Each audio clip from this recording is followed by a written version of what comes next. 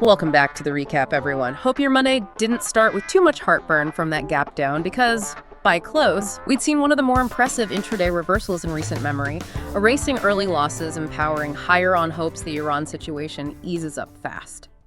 After Friday's breakdowns, bulls fought back, hard to reclaim ground, but with resistance looming and big data dropping all week, things could swing either way quick. We're going to break this all down and get into what we're seeing, but real quick before we do, if you're new here, welcome to today's stock market summary, and please note that none of this is buying or selling advice. We're just calling what we see happening in the charts as things develop. And what a development today really was. I mean, we saw some incredible technical resilience out there. Yeah, especially in tech, right? Exactly. If you pull up the NASDAQ, the QQQ, it actually recovered well above that broken support trend line we mentioned last week on Friday. Right. But then it closed right at a fresh downward resistance line. Now, what's really telling is when you compare that to the small caps. The IWM. Right, the IWM. I mean, it made gains today, sure, but it failed to recover back above its own broken support. So that old support is just acting as a firm ceiling now. Yes, and that divergence shows us that investors are flocking to big tech for safety. With all this geopolitical uncertainty, they just don't trust the broader market. They're seeking shelter in the heavyweights. Which makes sense. I saw that gap down this morning and genuinely thought the floor was falling out. When you're, staring at your screen and the headlines are just screaming panic. It's hard not to react. It is. How do you actually train yourself to trust a line on a chart? It's tough, but that's exactly where trading psychology comes into play. The key to surviving a morning like today is avoiding the emotional exit. Fighting that impulse to just panic sell the open? 100%. You have to trust those technical levels over the fear. It's a fundamental risk management technique, and honestly, it's something we teach in a lot more depth over in the Grok Trade Mentorship program. Because letting emotions take the wheel is just the fastest way to drain an account. Absolutely. And speaking of those technical levels holding up, I noticed some wild momentum today in individual names. Oh, yeah. What were you watching? Well, Apple had quite a ride. AAPL reclaimed that support trend line they broke last week.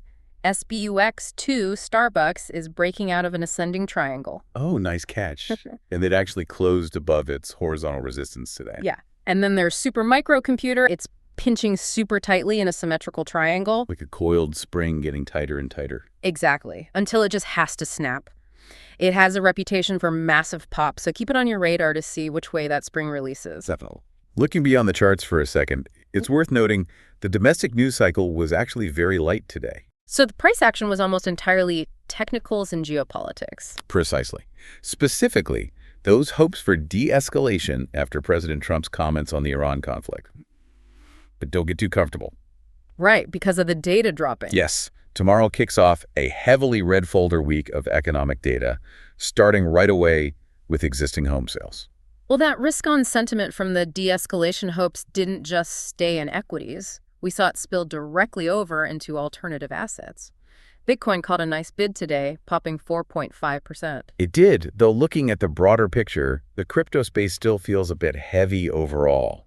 We'll need to see real follow-through before calling a true bottom there. Makes sense. Over in the metals, silver had a great day, surging 3.06%. Very strong flows there. And gold eased back just a tiny bit, but it bounced perfectly off that rising support trend line in the ascending triangle we mentioned last week. It really is something. Seeing gold bounce exactly where it was supposed to is wild. It really highlights how much these patterns matter when the news cycle is just spinning. It proves why relying on hope isn't a strategy. When early panic selling flips into a strong rebound that perfectly respects technical support, it highlights the absolute necessity of disciplined pattern recognition and sector rotation. Which is exactly what you need to navigate these swings. Precisely. This is exactly what the Grok Trade Mentorship program is designed for. We provide structured coaching, deep technical breakdowns, and ongoing support that continues until you have recouped your investment and then some. Mastering these exact kinds of volatile swings is where you build a real trading edge. So the bulls defended their ground today, but with all that heavy data dropping tomorrow, the fight is far from over. Exactly. And I'll leave you with this to ponder tonight. Will the bulls actually have the momentum tomorrow to push the QQQ past that fresh downward trend line? Or will the bears aggressively defend it when real-world economic surprises throw a curveball? Wishing you a great rest of the day, and we'll catch you in tomorrow's market summary.